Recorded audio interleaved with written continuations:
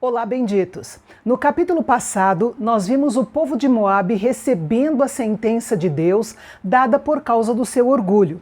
E hoje, os próximos a ouvir a voz do juízo de Deus são Damasco, capital da Síria, e o reino do norte de Israel, também chamado de Efraim.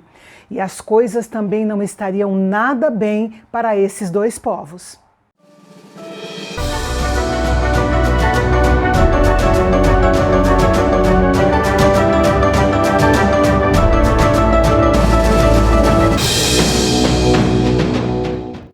O capítulo já começa com a frase sentença contra Damasco.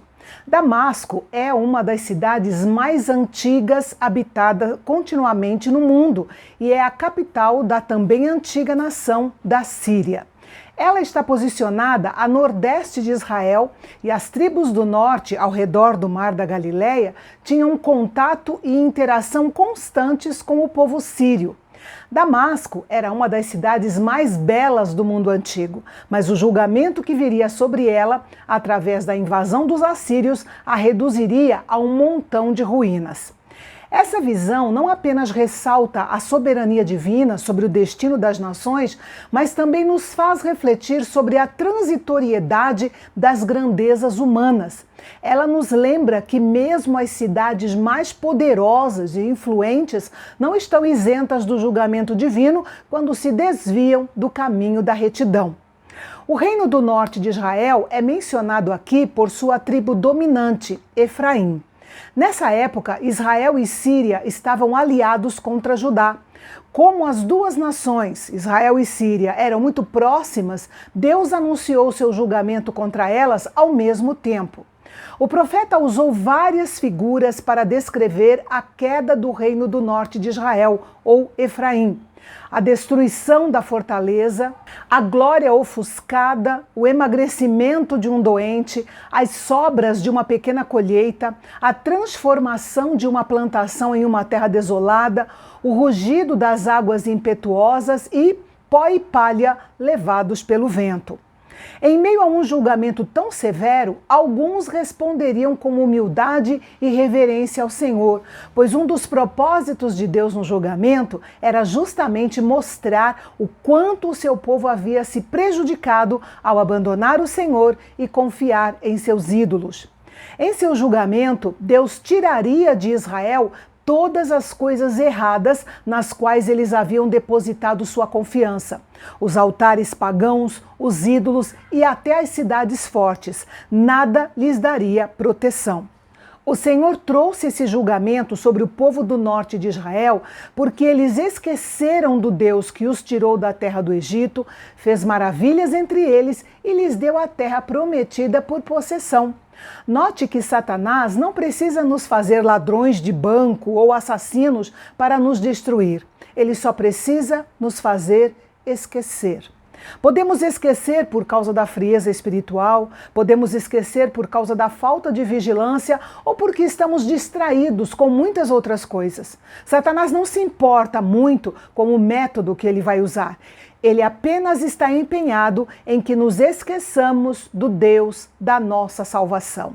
Por isso o Senhor Jesus nos adverte: lembre-se, pois, de onde você caiu, arrependa-se e volte à prática das primeiras obras. Outro aspecto do julgamento do Senhor contra Israel seria reduzir seu trabalho a nada. Eles trabalhariam duro para plantar, mas a colheita seria ruim. Depois que o profeta pronunciou o julgamento divino sobre os sírios e sobre os efraimitas, ele viu os assírios, com seu exército imenso, composto de homens de várias nações. Mas, ao mesmo tempo, ele viu a sua queda dolorosa e repentina, ou seja, a queda de Senaqueribe, rei da Assíria. Quase todos os intérpretes antigos e modernos concordam que a profecia destes versículos se refere a ele. Deus repreenderá os assírios e eles fugirão para longe. Veja que Deus pode usar um pecador para julgar outro pecador e depois julgar o pecador que ele acabou de usar. Note também que, mesmo em meio ao julgamento, Deus mostraria misericórdia. Por pior que fosse a situação para o povo de Israel, eles deveriam perceber que Deus estava no controle. Eles não estavam à mercê das circunstâncias, eles estavam à mercê de Deus. O último versículo nos lembra que à tarde haveria um grande terror e consternação entre o povo de Deus, por meio dos seus inimigos. Mas antes que a manhã chegasse, seus inimigos seriam cortados pela mão de Deus. Isso nos lembra as palavras do salmista: o choro pode durar toda a noite, mas a alegria vem com o amanhecer. Esta foi uma conclusão triunfante proferida pelo profeta em nome do povo de Deus. E o capítulo de amanhã é considerado pelos estudiosos como sendo o mais difícil de todos os 66 capítulos de Isaías. A declaração é a respeito da Etiópia e é diferente dos capítulos anteriores. Não há nenhuma repreensão ou julgamento contra ela, e a reação dos etíopes à palavra do Senhor também se mostraria diferente. Você confere os detalhes da mensagem de Deus a este povo amanhã, aqui no canal Bendito, o canal de Fala Fácil, onde a teologia é para todos. E não esqueça de deixar o seu like. Até amanhã, se Deus nos permitir.